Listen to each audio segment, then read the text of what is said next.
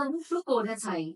यहाँ हम लाते हैं बिजनेस और फाइनेंस की दुनिया के सबसे लेटेस्ट अपडेट्स, इंडिया और वर्ल्ड के ट्रेंड्स, क्रेडिट कार्ड्स, बैंकिंग और स्टार्टअप्स के इनसाइट्स। अगर आपको न्यूज के साथ अपनी नॉलेज भी बढ़ानी है, तो ये जर्नी आपके लिए परफेक्ट है।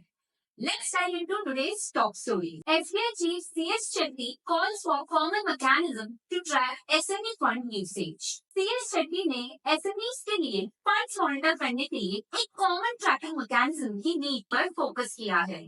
ये मैकेनिज्म इसलिए जरूरी है ताकि ये इंश्योर किया जा सके कि फंड्स उनके इंटेंडेड पर्पसेस के लिए इस्तेमाल हो रहे हैं, जो लेंडर्स और इन्वेस्टर्स के बीच ट्रस्ट बनाता है। ट्रांसपेरेंसी को बढ़ाने के लिए ये ट्रैकिंग मैकेनिज्म काफी मददगार होगा। इससे इन्वेस्टर्स और लेंडर्स को ये पता चलेगा कि फंड्स का मिसयूज तो नहीं हो रहा और ये प्रोडक्टिव एक्टिविटीज की तरफ जा रही हैं। एक सेंट्रलाइज्ड रिपोजिटरी बनाने की भी बात की गई है, जिससे फंड यूटिलाइजेशन को ट्रैक किया जा सके। ये रिपोजिटरी मार्केट इंफ्रास्ट्रक्चर इंस्टीट्यूशन द्वारा मैनेज की जाएगी। इस ट्रैकिंग प्रोसेस को स्ट्रीमलाइन करने के लिए टेक्नोलॉजी का इस्तेमाल भी होगा, जिससे रेगुलेटरी कंप्लायंस और एफिशिएंसी दोनों बढ़ेगी। Let's move on to the next news. Mandatory for banks to offer customers fixed interest rate products. RBI's FAQ. Reserve bank of India ने पर्सनल लोन्स के लिए कुछ नए गाइडलाइंस अनाउंस किए हैं। सभी बैंक्स को fix interest rate products offer करना अब मैंडेटरी है, जो होम लोन्स, कार लोन्स और दूसरे पर्सनल लोन्स पर लागू होगा। इसका मेन मकसद बोरोवर्स को इंटरेस्ट रेट की फ्लक्चुएशन से बचाना है, ताकि उन्हें प्रेडिक्टेबल रीपेमेंट शेड्यूल मिले। बोरोवर्स को फिक्स और फ्लोटिंग इंटरेस्ट रेट्स के बीच स्विच करने की फ्लेक्सिबिलिटी भी दी गई है, जो आरबीआई के रेपो रेट के चेंजेस पर डिपेंड करता है।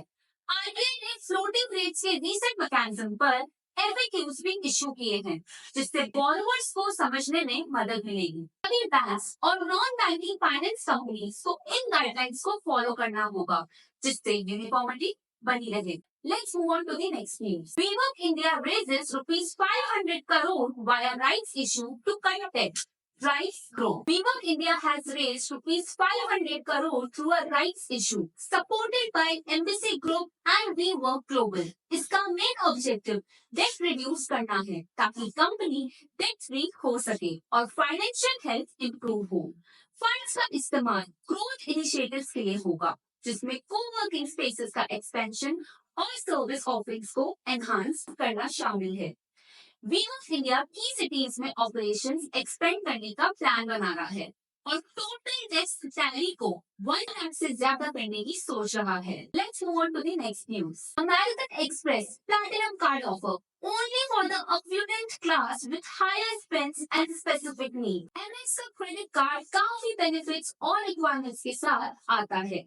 बेनिफिट्स में एयरपोर्ट लाउंज एक्सेस, $200 एयरलाइन फी, $200 उबर क्रेडिट्स और होटल क्रेडिट्स शामिल हैं। आपको फ्लाइट्स पर 5x पॉइंट्स और बाकी परचेजेस पर 1x पॉइंट्स मिलते हैं। ग्लोबल एंट्री या TSA प्री चेक का फी भी कवर होता है और कंसियर्ज सर्विसेज और ट्रैवल इंश्योरेंस भी अवेलेबल है। रिक्वायरमेंट्स के लिए आपका क्रेडिट स्कोर 670 से ज्यादा होना चाहिए, स्टेबल इनकम होनी चाहिए और 2 साल तक क्लीन क्रेडिट हिस्ट्री होना जरूरी है। इसकी एनुअल फी $695 है और आपकी एज 18 साल से ज्यादा होनी चाहिए और वैलिड SSN होना चाहिए। Let's move on to the next news. Bank of Baroda to provide AI-driven support for its facility, ATMs and coin vending machines for Mahakumbh 2025. Bank of Baroda ने महाकुंभ 2025 के लिए कुछ नए फीचर्स इंट्रोड्यूस किए हैं। सबसे पहले उन्होंने AI ड्रिवन ट्रांजैक्शंस शुरू किए हैं, जो पिलग्रिम्स के लिए सीमलेस बैंकिंग एक्सपीरियंस देने के लिए डिजाइन की गई है। इसके अलावा इंटरनेशनल पिलग्रिम्स के लिए फॉरेक्स फैसिलिटीज सेटअप की जा रही हैं, जिससे करेंसी एक्सचेंज और फाइनेंशियल ट्रांजैक्शंस आसान हो जाएंगी। बैंक ऑन साइट और मोबाइल ATMs भी डिप्लॉय कर रहा है, ताकि पिलग्रिम्स को कैश विड्रॉल की कन्वीनियंट सर्विसेज मिल सके। छोटे डिनोमिनेशन की जरूरत को देखते हुए कॉइन वेंडिंग मशीन्स भी इंस्टॉल की जा रही है, जिससे पिलग्रिम्स छोटी पेमेंट्स आसानी से कर सकेंगे और फाइनली बैंक अपने डिजिटल पेमेंट सॉल्यूशंस को एनहांस कर रहा है, जैसे यूपीआई और दूसरे डिजिटल पेमेंट मेथड्स, ताकि ट्रांजैक्शन सिक्योर और एफिशिएंट हो सके। Let's move on to the next news. Finland to meet heads of banks on Jan 15 to review financial inclusion schemes. Financial inclusion schemes का रिव्यू मीटिंग में PM SBA ने दी। जन सुरक्षा और मुद्रा योजना की प्रोग्रेस पर बात हुई।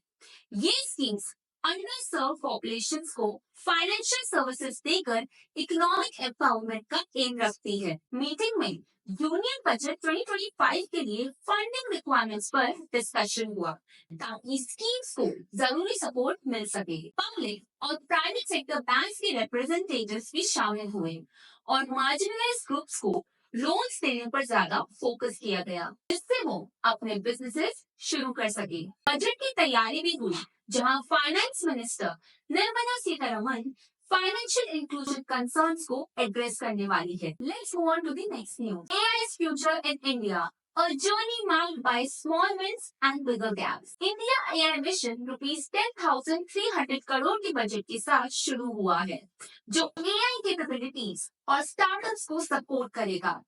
इंडिया WPL 2025 में अपने AI और सस्टेनेबिलिटी विजन को दिखाएगा और AICTE ने 2025 को year of artificial intelligence announce किया है।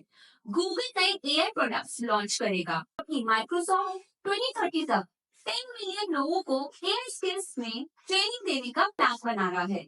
लेकिन AI अडॉप्शन में data accessibility, limited AI skills और इंटीग्रेशन इश्यूज जैसी प्रॉब्लम्स हैं। साथ ही एथिकल कंसर्न्स भी है, जो एड्रेस करने की जरूरत है। अगर आपको ये वीडियो इन्फॉर्मेटिव लगा तो इसे लाइक एंड शेयर करें, हमारे चैनल को सब्सक्राइब करें एंड हमें इंस्टाग्राम पर भी फॉलो करें।